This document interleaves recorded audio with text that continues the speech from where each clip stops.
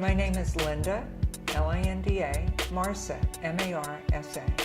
I'm a science and medical journalist, and I'm the author of Fevered, Why a Hotter Planet Will Harm Our Health, and What We Can Do to Save Ourselves.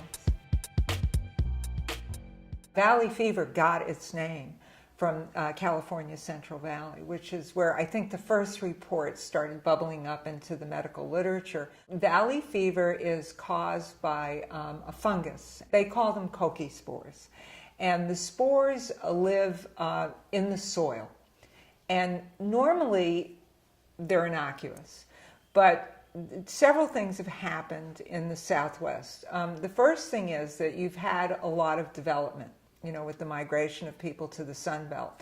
So you have a lot of movement, of the soil, that sort of, aerosolizes the soil and, starts stirring it up and put it in the air.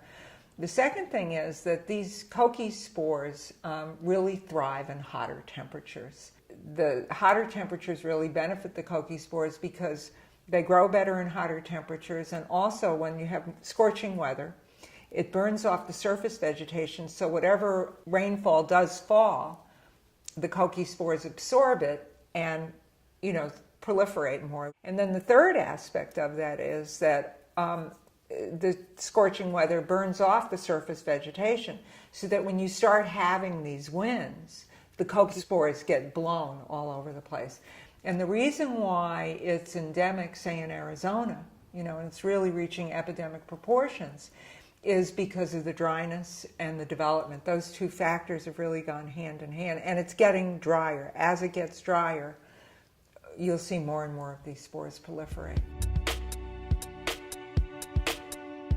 The environmental belt that is becoming, that's hospitable to these coqui spores is spreading.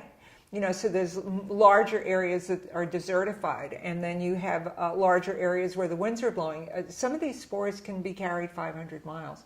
In the past 10 years, the incidence in California of valley fever has tripled, and it's doubled, I believe, in the Southwest.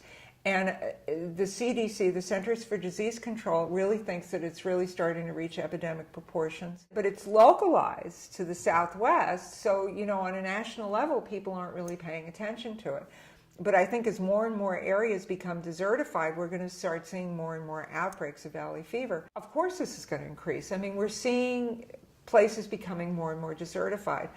Obviously, in the eastern seaboard where you're, kind of lush and it's tropical, you're not going to see this. But in, places like New Mexico, in places like, Utah, any place where you have, that kind of desert type of thing, I think that we're going to start seeing that it's going to spread, beyond the area where it's been endemic, such as Arizona, such as California, and spread into other areas, newly, desertified areas like New Mexico, like Utah, like Nevada, like places like that. Probably we're not going to see it in Minnesota.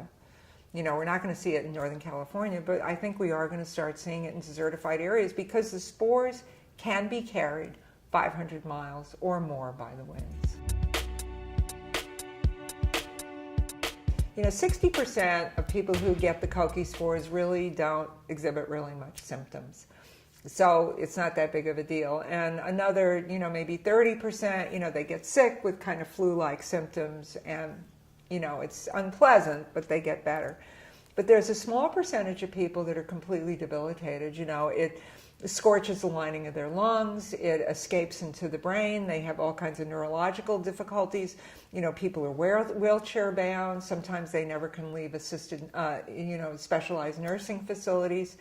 And they also have done studies. There was just a recent study that came out in the New England Journal of Medicine in November of last year, and it said about 3,500 people in the past 10 years have died as a result of valley fever. And to quote an expert in valley fever, which I think he said this very succinctly, he said, we wouldn't tolerate in another disease these kind of mortality figures, and yet we're tolerating it in this.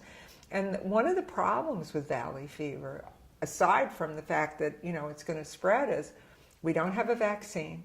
and we don't really have very good treatment for it. I mean, we're using, your basic fungal medications, but they're antifungals, but they're not really that effective against valley fever. There is an excellent research center, at University of Arizona that's looking at, developing excellent treatments and a vaccine for valley fever. And this is like one of those orphan diseases that no one's paying attention to. And, we're only going to start paying attention to it when, it starts really spreading towards the area where it's been localized.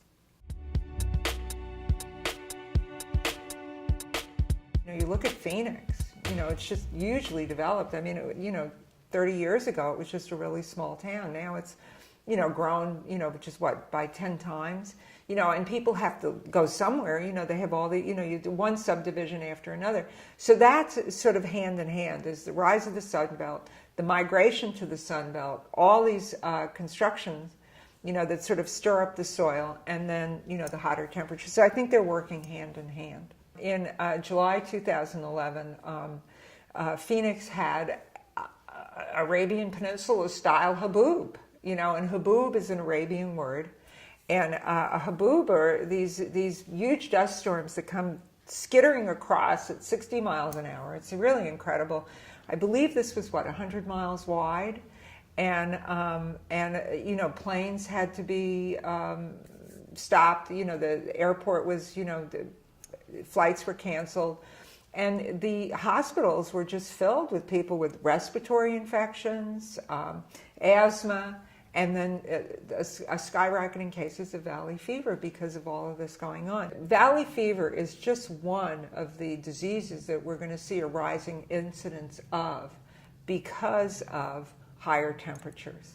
We talked a little earlier about, these hantavirus pulmonary syndrome, and a fairly similar change in ecosystems causes that, because what you have is, you have long droughts, and then you have periods of intense rain, which is, we're going to see more of these kind of weather patterns as, as the temperatures rise.